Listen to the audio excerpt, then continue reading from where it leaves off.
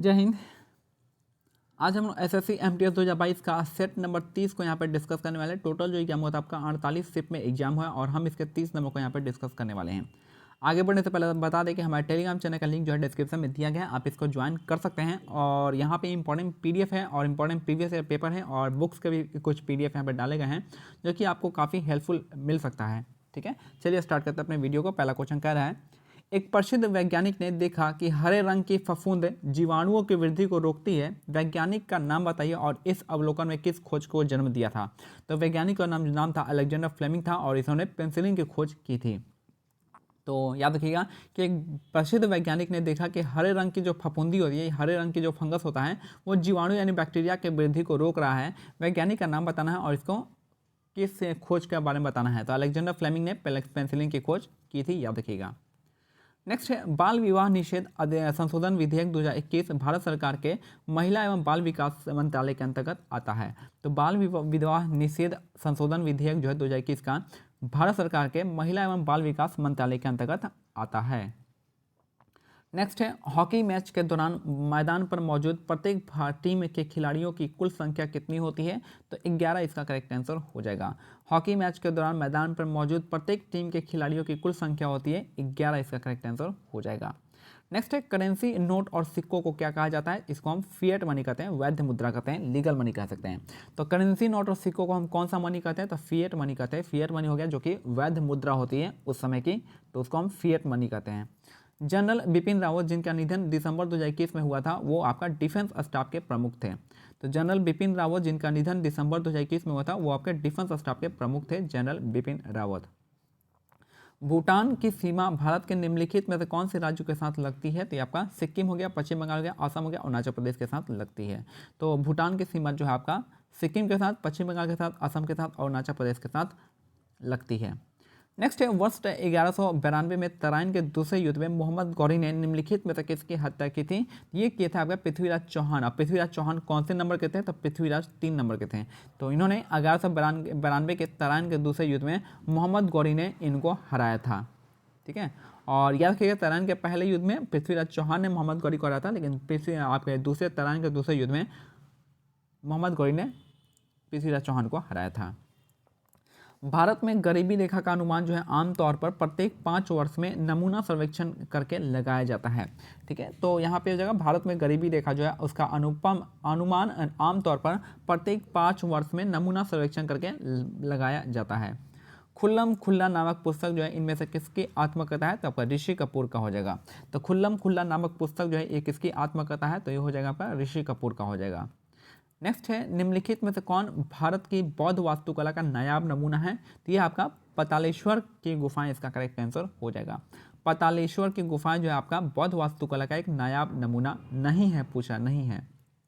तो बाकी जो है बौद्ध का कौन कौन सा हो जाएगा, सांची स्तूप हो जाएगा, अजंता की गुफाएं हो जाएगा, भारत स्तूप जो है ये तीनों बौद्ध से संबंधित है, लेकिन जो है बौद्ध से संबंधित आपके पतालेश्वर की गुफाएं नहीं है। नेक्स्ट है, एशियाई शेर निम्नलिखित में से केवल किस वन में पाए जाते हैं, तो गिर वन में पाए जाते हैं। एशियाई शेर जो आपका केवल गिर वन में पाए जाते हैं। नेक्स्ट है, फ्लोट फेस्टिवल निम्नलिखित में से किस राज्य में मनाया जाता है, तो तमिलनाडु इसका करेक्ट आंसर हो जाएगा। फ्लोट फेस्टिवल जो है निम्नलिखित में से किस राज्य में मनाया जाता है, तमिलनाडु इसका करेक्ट आंसर हो जाएगा। साथ में आपका थाई पुसम भी आपका जो है तमिलनाडु में मनाया जाता है, जलीकट्टू भी आपके यहाँ पे, और साथ में आपका पोंगल का त्यौहार भी आपका तमिलनाडु में मनाया जाता है। अगर हम बात करें नागालैंड में सेक्रेनी महोत्सव मनाते हैं, सेक्रेनी महोत्सव। हॉर्नबिल फेस्टिवल भी आप नागालैंड में मनाते हैं, याद रखिएगा। ठीक है, और यहाँ पे अमोत्सु का त्यौहार भी हम कहाँ पे, नागालैंड में ही मनाते हैं। राजस्थान में कालबेलिया हो गया, गणगौर हो गया, ये सब आप मनाते हैं। और ठीक है, तो हिमाचल प्रदेश में कौन सा मनाते हैं आप लोग कमेंट सेक्शन में बता दीजिएगा।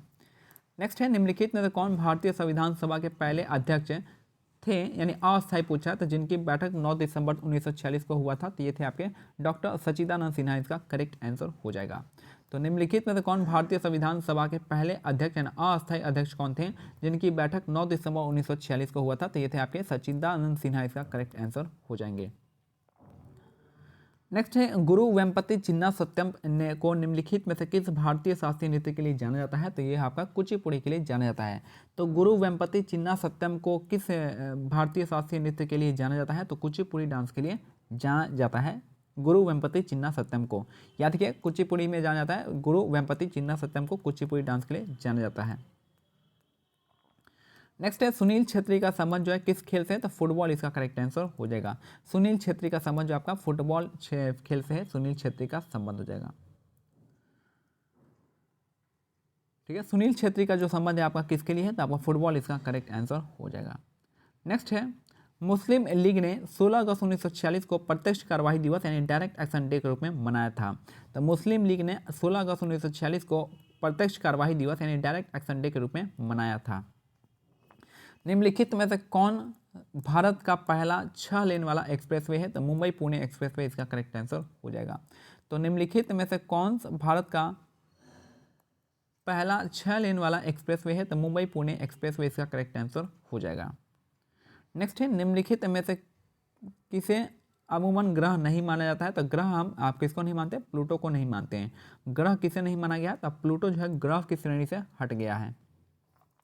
लच्छू महाराज भारत के किस शास्त्रीय नृत्य से संबंधित है, तो कथक इसका करेक्ट आंसर हो जाएगा। लच्छू महाराज का संबंध जो है आपका कथक से हो जाएगा।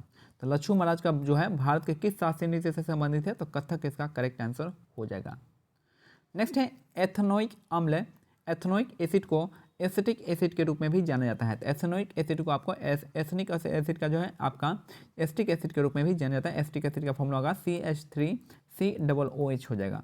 तो एथेनोइक अम्ल जिसे हम किस रूप में जानते हैं, तो एसिटिक एसिड के रूप में जानते हैं। और इसका यूज कहाँ पे होता है, या इसका यूज होता है आपका सिरका बनाने में होता है। पादप कोशिका में ल्यूकोप्लास्ट, आप इंग्लिश टर्म को याद रखिएगा कि पादप कोशिका में ल्यूकोप्लास्ट होता है। मुख्य रूप से ऐसे कोशिकांग होते हैं जिनमें स्टार्च, तेल और प्रोटीन जो होता है कणिकाओं जैसे पदार्थ जमा होते हैं। तो पादप कोशिका में आपका ल्यूकोप्लास्ट जो है मुख्य रूप से कोशिकांग होते हैं जिनमें स्टार्च, तेल और प्रोटीन कणिकाओं जैसे पदार्थ जमा होते हैं ल्यूकोप्लास्ट में। नेक्स्ट है भारत के राष्ट्रपति द्वारा राज्यसभा के लिए कितने सदस्य मनोनीत किए जाते हैं, तो ये हो जाएगा 12 इसका करेक्ट आंसर हो जाएगा। और लोकसभा में 2 किए जाते थे, अब इसको समाप्त कर दिया गया है। भारत के राष्ट्रपति द्वारा राज्यसभा के लिए कितने सदस्य मनोनीत किए जाते हैं, तो 12 सदस्य मनोनीत किए जाते हैं। नेक्स्ट है सिंधु घाटी सभ्यता को निम्नलिखित में से किस स्थल पर एक बंदरगाह पाया गया है, तो लोथल में एक बंदरगाह पाया गया है।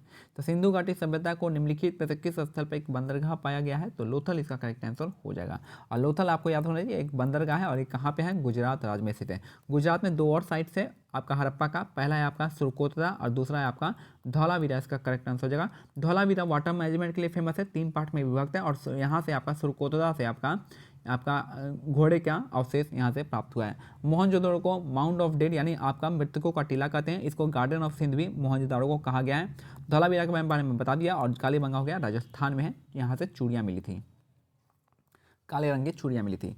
पंडित रविशंकर ने कितने ग्रैमी पुरस्कार जीते हैं, तो 4 ग्रैमी पुरस्कार आपके पंडित रविशंकर ने जीते हैं। इनका संबंध किससे, सितार वादक से है। तो पंडित रविशंकर ने कितने ग्रैमी पुरस्कार जीते हैं, तो यहाँ पर 4 ग्रैमी पुरस्कार जो है पंडित रविशंकर जीते हैं। और लास्ट क्वेश्चन है कि यहाँ पे क्वेश्चन है कि सहायक संधि के बारे में निम्नलिखित में कौन सा कथन गलत है। तो याद मैं बता दूं कि सहायक संधि जो आपका लॉर्ड वेलेस्ली ने स्टार्ट किया था। और इसमें क्या कौन सा कथन गलत है पूछा है, तो आपका यहाँ पे अवध का नवाब जो है पहला शासक नहीं था, ये थे आपके निजाम थे। हैदराबाद के निजाम जो थे वो पहले थे। ठीक है, यहाँ पे यदि अभी इसमें कौन कौन सा सही है, तीनों सही है, आप देख लेते हैं एक बार। यदि भारतीय शासक भुगतान करने में विफल रहे तो उनके क्षेत्र का एक हिस्सा दंड के रूप में छीन लिया जाता था, तो आपका सही है। भारतीय शासकों को अपनी स्वतंत्र सेना रखने की अनुमति नहीं थी, ये भी आपका सही है। अब भारतीय शासकों को सहायक बलों के लिए भुगतान करना पड़ता था, ये भी आपका सही है। यानी तीनों स्टेटमेंट सही है, ऊपर वाला गलत है। अवध नहीं था, आपका हैदराबाद के निजाम थे। तो ये हमारा आज का सेट कंप्लीट होता है। मिलते हैं अगले सेट में, तब तक के लिए आपको क्या करना है, टेलीग्राम चैनल का लिंक जो है डिस्क्रिप्शन में दिया गया है, आप उसको ज्वाइन कर सकते हैं। जय हिंद, जय भारत, धन्यवाद।